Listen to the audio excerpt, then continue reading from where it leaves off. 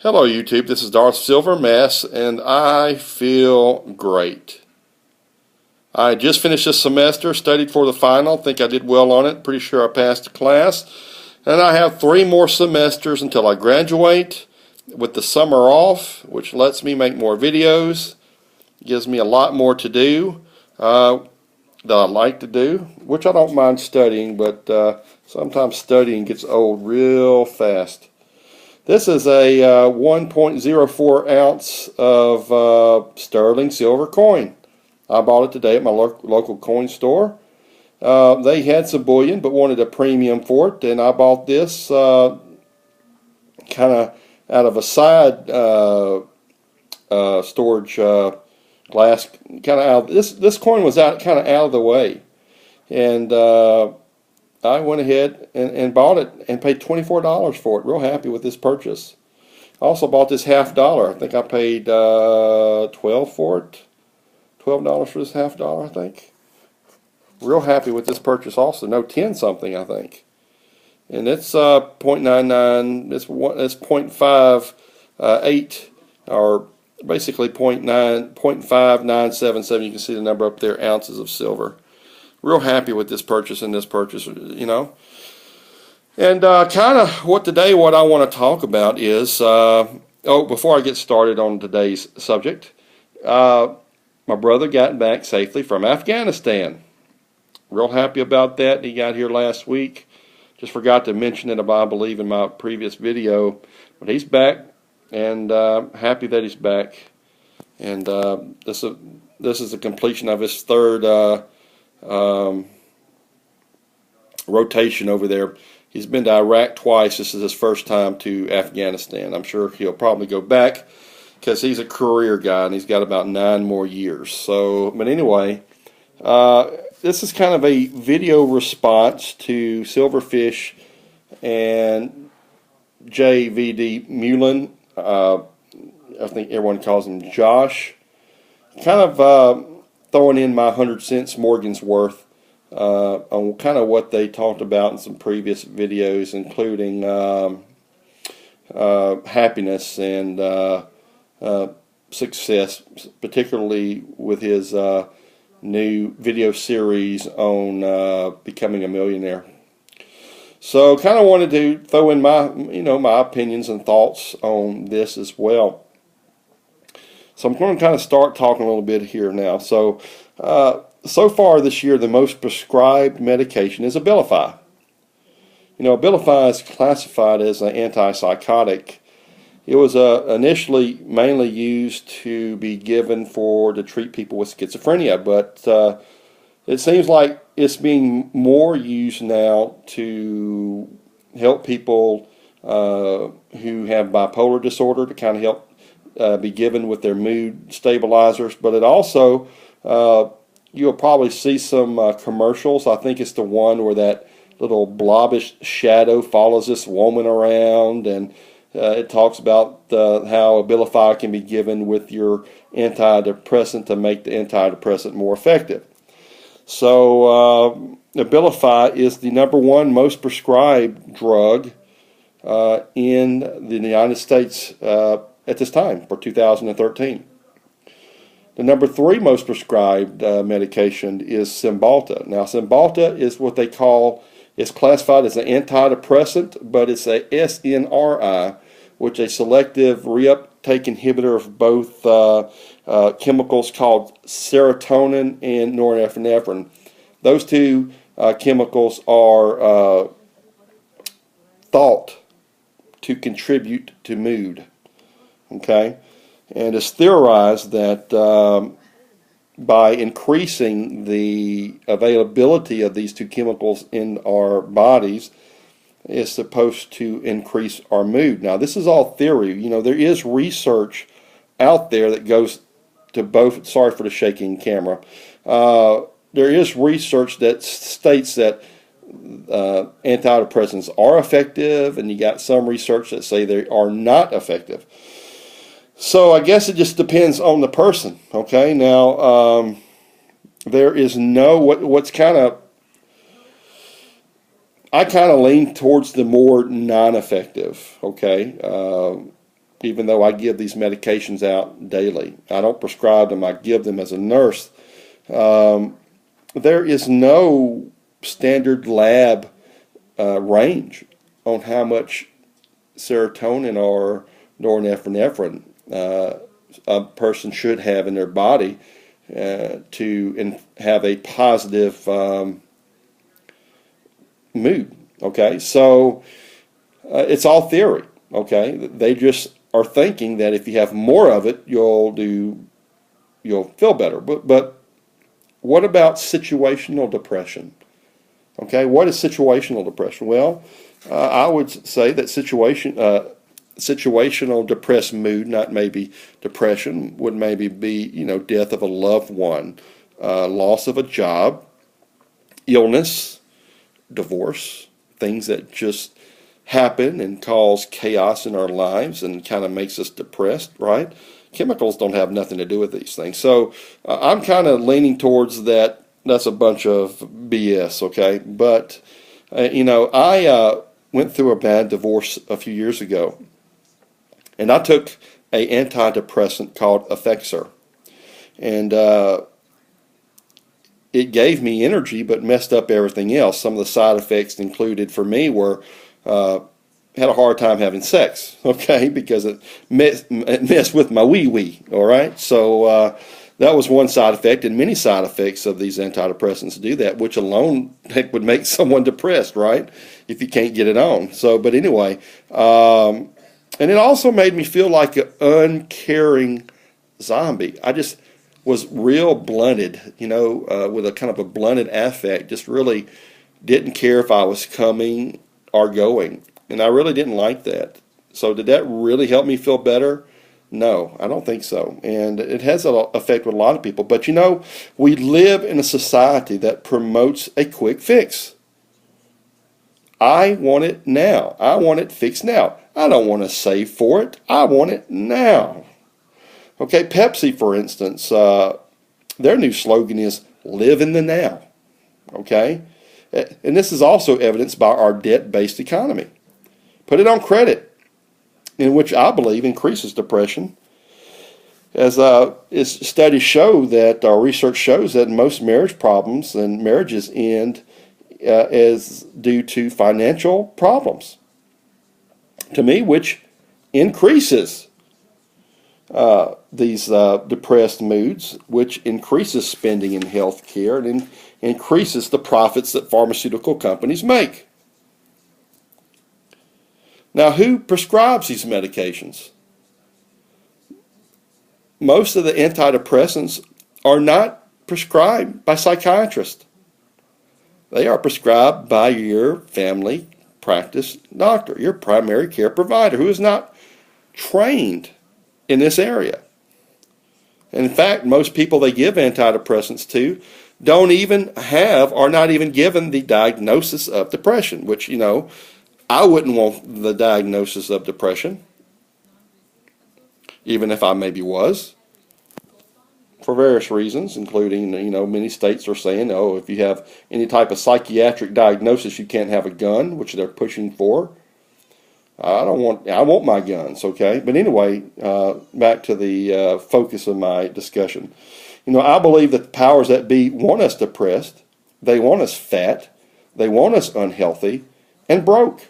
Because increased debt and bad health makes us dependent and makes us slaves to the powers that be, the government and the healthcare industry.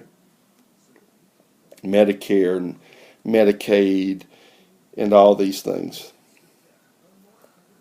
Again, so many want a quick fix. They want meds to help them sleep, meds to help you wake up, and meds to function. But that doesn't work, that's one reason why there's a higher incidence of suicide, I think, in people who are on antidepressants, because people realize that there is no magic pill out there that's going to just make you happy. And I think a lot of people just cannot accept that. They want to mask the symptoms and not fix the problems, I want to read some happiness quotes that I found, okay? The first one is by the Dalai Lama. Happiness is not something ready-made. It comes from your own actions, not the action of swallowing a pill, but some action on your part to try to fix the problem. And I'll get to maybe some actions here shortly. Mahatma Gandhi said, happiness is when what you think and what you say and what you do are in harmony. How many times when we're upset do we make negative statements? Okay, do making these negative statements help you feel better? Does anger and unforgivingness really help you feel better, or does it bring you further down? Another quote I'd like to read comes from a Christian philosopher named Charles Spurgeon. It is not how much we have, but how much we enjoy that brings happiness. And I would agree with that. Often the way that we cope with depression is our depressed mood is part of the problem. We curse, we yell, we break things, we isolate ourselves from our friends and loved ones. Shut yourself in the room, sleep all day, and don't come out, and don't answer the phone when people call. And substance abuse. Now, often this is a vicious circle, right? The same things that you are trying to utilize in fighting this is making you feel worse. I used to isolate and yell and often regretted these things. That didn't help me feel better. Happiness is relative. It is different for you and different for me. What does mainstream media promote as happiness? Well, money and toys. Who has the most toys wins, right? You've heard that statement before. Well, how many celebrities' lives are full of chaos? Does it appear that they are happy? You see celebrities with increased divorces, substance abuse, arrest, suicides. So wealth in itself is not necessarily bring happiness. I've done mission work, in South America and Mexico, and I know wealthy people who are miserable. And I know people living in poverty who are happy.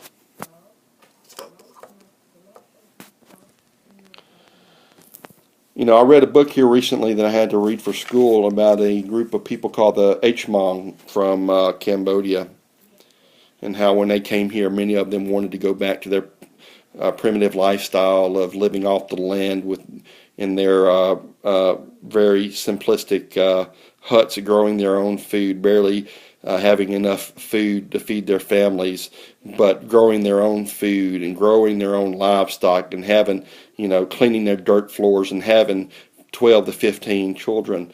They missed that lifestyle. And by our standards, they lived way in the poverty level. But after moving here and seeing the way that our lives are and how selfish our society is, they wanted to get back. But they couldn't because Cambodia in the 70s was taken over by a communist regime who they were fleeing from. A very interesting book. Not too long ago, I was depressed and quit taking pills and looked for other ways to fight this decreased mood that I had. And along the way of reading and self-education, I've really changed my priorities. I no longer focus on wealth per se as I do time. Time is valuable to me. Okay, just like you, if I was laying on the floor dying, what would I want? Would I want someone to hand me $1 million as I lay dying on the floor? Or would I want a hug and kiss from my family and see them one last time before I die? I think I would go with B, and I think most people would. But time is money, okay? So I think in order to to gain the wealth needed to supply this time, you have to think outside the box. You have to make some sacrifices and do some things in order to change the way you are now, to get to the goals that you want. Because for me, I'm not yet there, and I have to do things differently to get there. Okay? So I started educating myself with reading.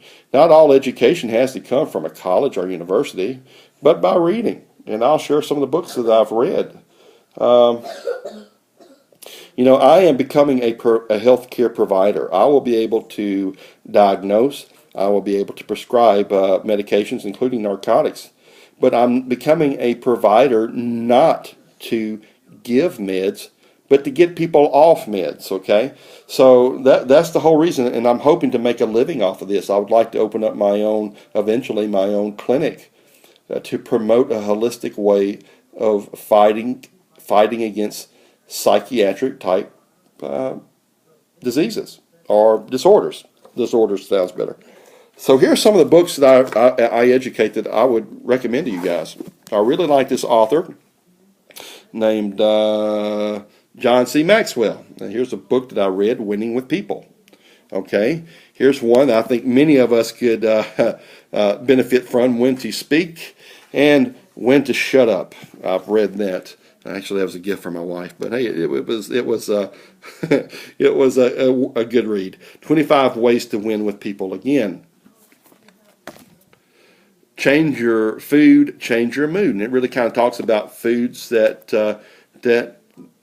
help increase your mood. And I've changed my diet. I really like aromatherapy.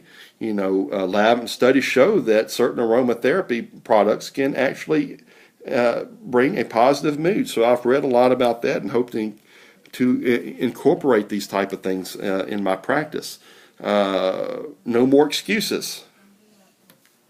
See what else I got here. Here's a book that I share a lot with the clients who I see now, the Relaxation and Stress Reduction Workbook. Okay, what are some things that you can do? Just taking good deep breaths. Because most of us don't breathe correctly.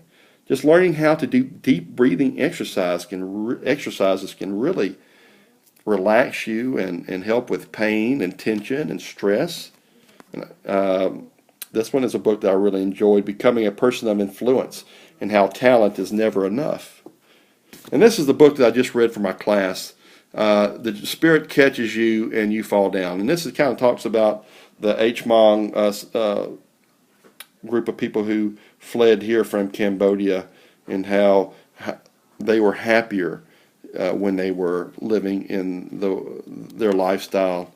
And of course, Daily Inspiration and Purpose-Driven Life, Daily Inspirationals, Christian.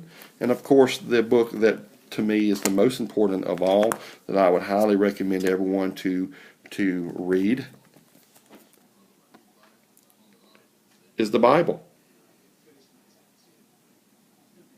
Okay, it's the best-selling book in history for a reason, people. Anyway, this is a long video. I'm sorry for that. And,